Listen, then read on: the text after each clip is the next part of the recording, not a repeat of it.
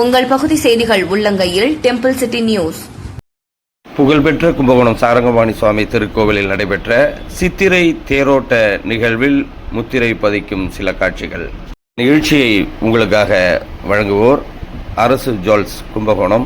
அரசு ஜுவல்ஸ் சாரங்கபாணி கீழவீதி கும்பகோணம். செல் 9600556677. பல்லவி tiffin centre Sarangapani கோவில் தேரடி அருகே கும்பகோணம்.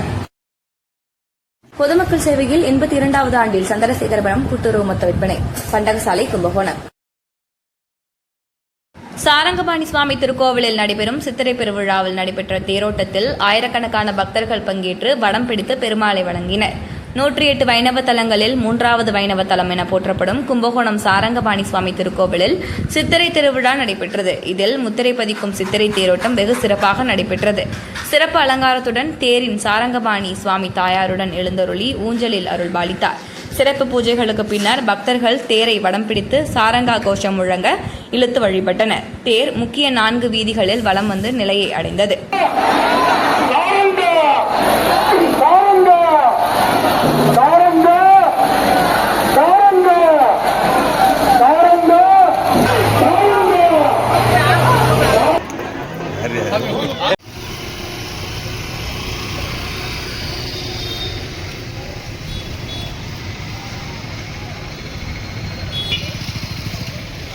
சாரங்கபாணி கோயில் தேரடி அருகே அரசு ஜுவல்ஸ் சார்பாக பக்தர்களுக்கு நீர்மோர் மற்றும் அன்னதானம் வழங்கப்பட்டது.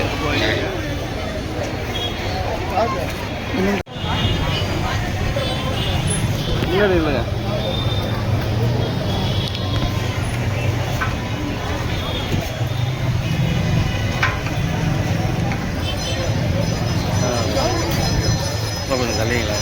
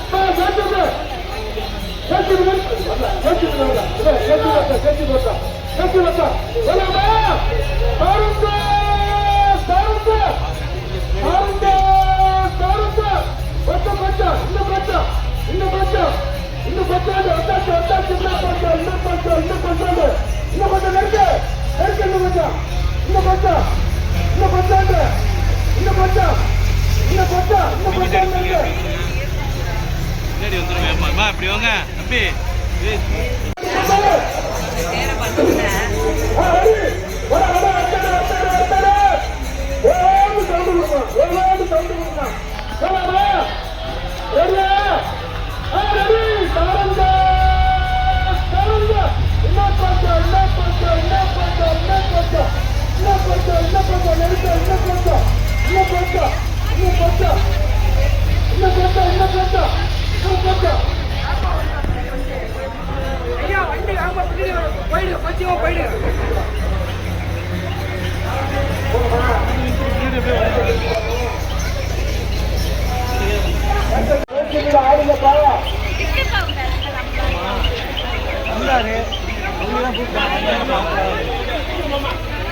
Thank you. நீங்களே போயிட்டு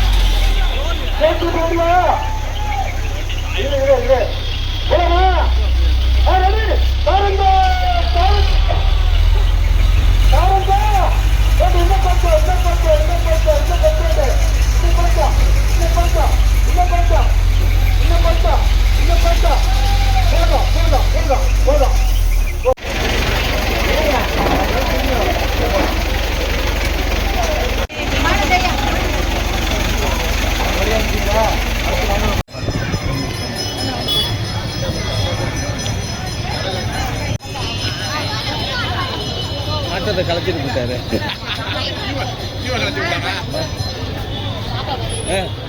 அப்படியா?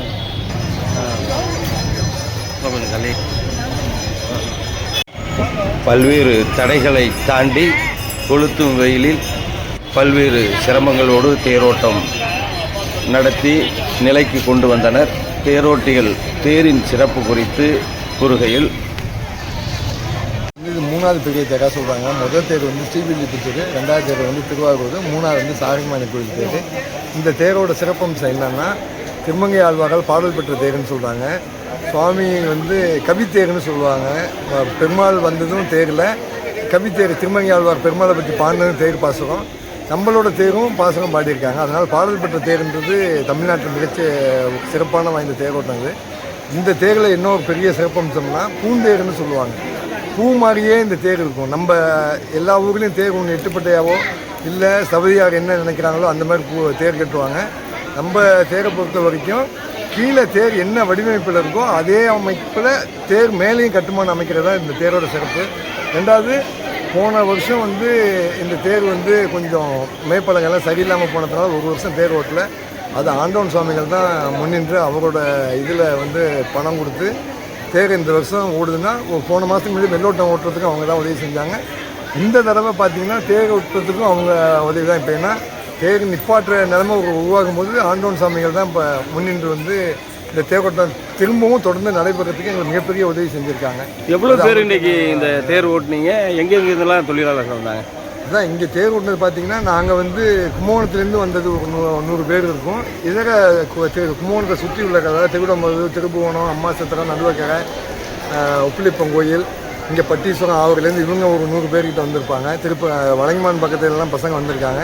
இதில் சிவவாத்தியம் பசங்கள்லாம், அதாவது அவங்க வேலை செய்யணுன்ற ஆர்வத்தில் நம்ம பசங்க இப்போ நிறையா வந்திருக்காங்க. இப்போ அவங்களும் வந்து இப்போ நமக்கு சாமி தூக்குறாங்க. தோலில் சாமி தூக்குறது நம்ம கோயிலில் ஒரு சிறப்பு. மற்ற கோயிலெல்லாம் வந்து பற்றையில் இதெல்லாம் தூக்குவாங்க. இப்போது கடந்த ஒரு 10 ஆண்டுகளுக்கு மேலே தோலில் தான் சாமி தூக்குறோம். அது கருணாகரன் சுவாமின்ற ஒருத்தர் ஸ்பான்சர் பண்ணுறாங்க. நம்ம கோயிலை பொறுத்த வரைக்கும் திரும்ப அந்த பாரம்பரியமாக என்னென்ன முறையெல்லாம் இருந்துச்சோ அதெல்லாம் இந்த கோயிலை திரும்பவும் உருவாக ஆரம்பிச்சிருச்சு. தோலில் சாமி தூக்குறது, சாமிக்கு திருமஞ்சனம் பண்ணுறது, அவர் ஊஞ்சல் உட்காந்து சேவிக்கிறது. இப்போ பார்த்திங்கன்னா தேரில் ஊஞ்சல் ஆடிட்டு இருப்பார் பெருமாள், காத்தோட்டமாக இருப்பார். அந்த மாதிரி ஒரு தலிகை பண்ணுறது, திருக்கல்யாணத்துக்கு வரிசை எடுக்கிறது, பெருமாள் கோயிலில் வரிசை எடுக்கிறதுலாம் இப்போ நமக்கு தான் இது. இந்த மாதிரியெல்லாம் நம்ம ஆதி காலத்தில் எப்படி நடந்தோ அதேமாரி இப்போ நடக்குது. இப்போ வந்துக்கிட்டு இருக்குது. ஏன்னா இப்போ திருக்கல்யாணம்லாம் ஒரு சிறப்பாக இருக்குது. திருப்பதியில் பிரம்மோற்சவம் பண்ண மாதிரியே நம்மளும் வர கருட உற்சவத்துக்குலாம் வந்து வருஷத்துக்கு மார்கழி மாதம் நடக்கிற பொங்கல் தேரோட்டத்துக்கு, கருட உற்சவத்துக்கு நம்ம வீதியில் வந்து நிறையா வாத்தியங்கள், இது மேலதாளங்கள், இது அதாவது தமிழர்களோட கலைகள் தப்பாட்டம் ஒயிலாட்டம் இந்த மாதிரிலாம் வந்து இந்த வருஷம்லாம் செஞ்சு அவங்கவுங்க இப்போ வந்து ஆர்வமாக செய்கிறதுக்கு முன் வராங்க. தீப்பந்த தீவிட்டி பிடிக்கிறதெல்லாம் இப்போ மறந்துட்டாங்க. அதெல்லாம் இப்போ நம்ம திரும்பவும் நம்ம கோயிலேருந்து இப்போ ஆரம்பிச்சுட்டு இருக்கு. இப்போ அதை பார்த்துட்டு இப்போ நிறைய கோயில் அதே மாதிரி செஞ்சு கொடுங்கன்னு கேட்குறாங்க. அது காலப்போக்கில் எப்படி செய்ய போகும்னு தெரியல.